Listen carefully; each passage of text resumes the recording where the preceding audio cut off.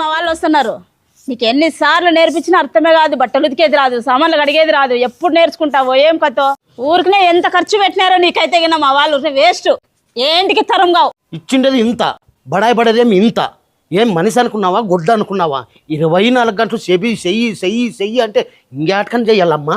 ఏం నోరు లేస్తుంది? చెయ్యి ఫస్ట్.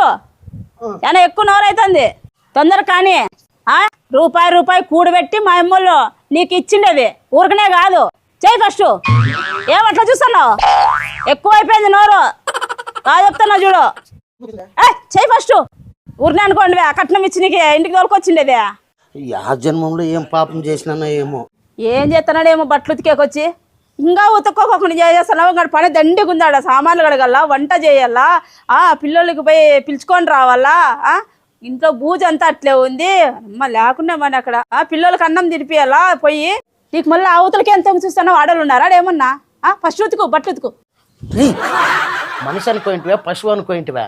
ఎన్ని జన్మల్లో పాపం చేసింటే నీ కింద గడ్డు చాకరీ చేపిస్తున్నావు. నా ముఖానికి మళ్ళీ ఆడోళ్ళు మా బతుకు జడ. ఎందుకు ఇచ్చినాడు ఆ దేవుడు నా బతుకు? సార్ రాను సార్, ఈయన లేదు సార్, మా బంధువులు ఇంట్లో ఆయమ్మ అయితే మా బాబాయ్ని భలే సతాయిస్తుంది సార్. మా పిన్ని అని కానీ చెప్పుకోకూడదు సార్. ఎట్లా సతాయిస్తుంది అంటే మగజాతి ఆనుమత్యం సార్ మా బాబాయ్.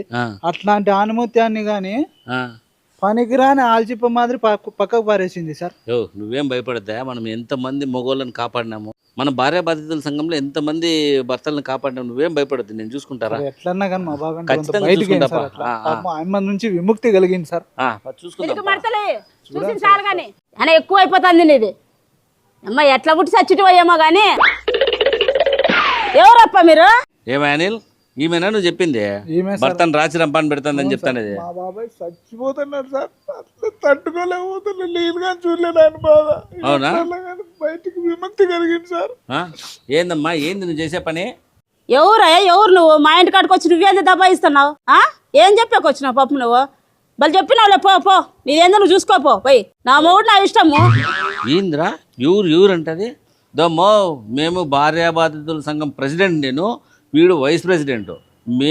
వీడు ఒక మనిషి బాధపడతాడు, ఒక మగోడు బాధపడతాడని చెప్పి ఓదార్చేదానికి వచ్చినాం ఆయన్ని. నీ మీద చట్టపరమైన చర్యలు తీసుకునే దానికి కూడా వెనకాడని చెప్తానా. నా పవర్ గురించి నీకు తెలీదు.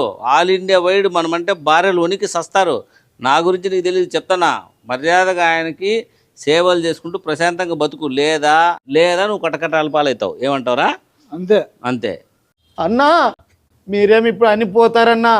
రాత్రికి మళ్ళీ జింతాకేనన్ను మళ్ళీ నన్ను ఆ పరిస్థితులకు నెట్టొద్దన్నా. ఊరికే ఉంటావా బాబాయ్? నువ్వు తోలుకొచ్చిండేది ఎవరు? నేను భార్య బాధితుల సంఘం అధ్యక్షుడు హరిప్రసాద్ సార్ని నేను తోలుకొచ్చిండేది. నేను వైస్ ప్రెసిడెంట్. నువ్వేంటికి అంత బాధపడతావు? ఈ అమ్మకి ఈ పొద్దు ఇంకా కటకటాలేలే, తగ్గేదే లేదు ఈ పక్క. నువ్వు ధైర్యంగా ఉండవు దొమ్మా. నువ్వు మర్యాదగా ఆయనకి ఈ రోజు నుంచి సేవలు చేసుకుంటూ బతుకుతానని చెప్పి సంతకం పెట్టి మాకు పేపర్ రాసేసానే ఇటు నుంచి పోయేది. లేకపోతే నిన్ను ఇడిచిపెట్టేది లేదు. చట్టపరమైన చర్యలు తీసుకుంటాం. ఏమంటావురా? కంపల్సరీ సుప్రీంకోర్టులో కేసు వెళ్ళి ఇట్లా ఇడిచిపెట్టేది లేదు. అంతే, ఇడిచిపెట్టేదే లేదు. ఇట్లాంటి వాళ్ళ వల్ల మగజాతి ఆనుమత్యాలు రాలిపోతాయి. నల్లగా అయిపోయినాడు పిల్లోడు. ఓ బలి చెప్పినా పో, పుట్టకోసకి అట్లా బలి చెప్తా అన్నావు కానీ.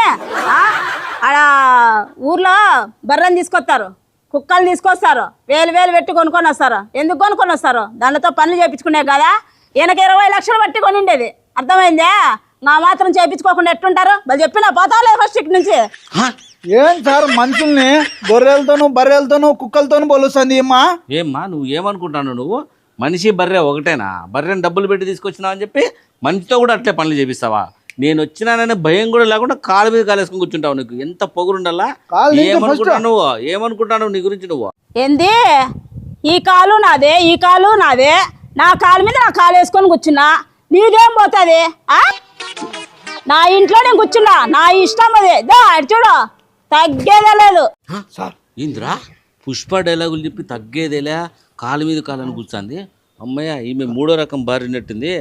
ఇట్లాంటి వాళ్ళని ఎగేది చాలా కష్టం. కానీ దేడుపుట్టి జాతకం అట్లుంది. ఆయన పోయిన జన్మలో చేసిన పాపాలు అట్లుండే, దాన్ని ఎవడు కాపాడలేడు. దేడుపుట్టి జాతకం అట్లుంది. ఆయన పోయిన జన్మలో చేసిన పాపాలు అట్లుండే, దాన్ని ఎవడు కాపాడలేడు. ఇదిగమ్మా దా, పాపం మేము మగవాళ్ళని ప్రేమించమ్మా. అప్పుడప్పుడు మగవాళ్ళని ప్రేమించంటే వాళ్ళు మనుషుల్లాగా బతుకుతారు. సర్లేమ్మా, ఇట్లనద్దులేమ్మా. ఉందమ్మా, పదాం పారా. ఎక్కువ మాట్లాడితే మనల్ని పరగతో కొట్టేటట్టుంది. పదాం పారా. 20 లక్షలు పెట్టి కొనిండేది నిన్ను ఊరిని ఇంట్లో పెట్టుకుండేకే. ఏమే వాళ్ళు ఏదో అన్నారని చెప్పి కాకసి పెట్టుకుని అన్ని మెత్తగా చేయొద్దా?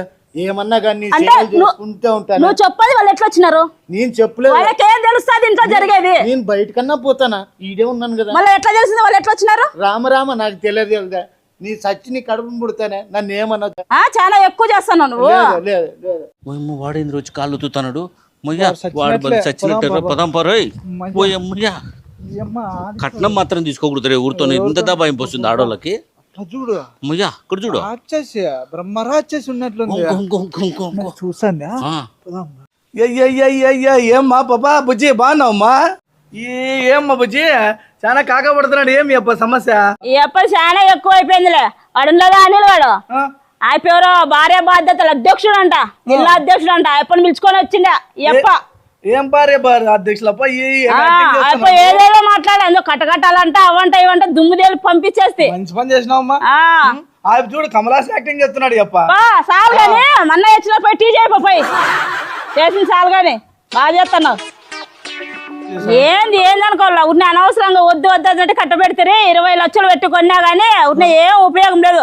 ఆ పప్పులేక ఉప్పేసేది కూడా సరిగ్గా రాదు.